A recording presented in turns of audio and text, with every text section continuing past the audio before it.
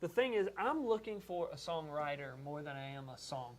You know, when I hear their song, I can be attracted to a line in a song, the way they sang a part of the song, just the overall thought process. I'm trying to hear the thought process of that songwriter, which gives me a better insight of who they are and what they're capable of than I am just one particular song.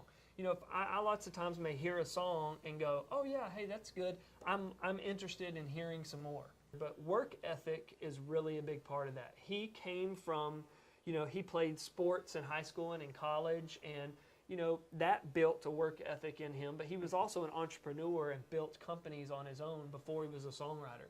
And, you know, you come here, and I want to work with songwriters that win by perspiration, not inspiration. You know, I need somebody that understands it's a day-to-day job, that 9 to 5, they're going to be the first one in the office and the last one to leave, and they're coming in and writing songs. Because every day there are hundreds of other professional songwriters on these 3 blocks that are coming in to write songs that day, to be competitive and try to get cuts by the biggest artists in town. And you have to look at it that way.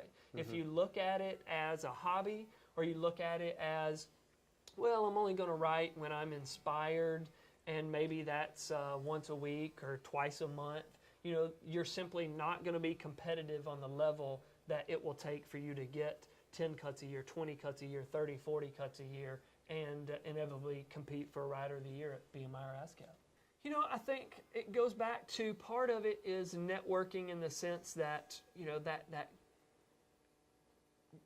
cream attracts one another, you know. But for myself, part of it is that publisher's role, where it goes back to, I view my position as to manage his career. I keep his calendar, so every day when he wakes up, he looks at his calendar and says, oh, today I'm writing with so-and-so that I set him up with, and I want him to know that every day he's being put in the best situation possible that day for success, to write the best song that he can that day. And part of it, of when you're developing a relationship with a young writer, it's finding out what they do as a writer and what is successful for them as a writer, and then finding the co-writers that connect with that, connect those pieces. You know, finding what a co-write situation that emphasizes, you know, say Ben Hayslip's strengths, but bringing in another co-writer that their strengths are where, you know, Ben may not be as strong, and finding those pieces of the puzzle that really click together. And part of that is, you know, me experimenting things, but also it's a publisher having understanding of what the songwriter's strengths are and where the songwriter can maybe use a little bit more muscle, and finding those co-writers that fit into those puzzle pieces.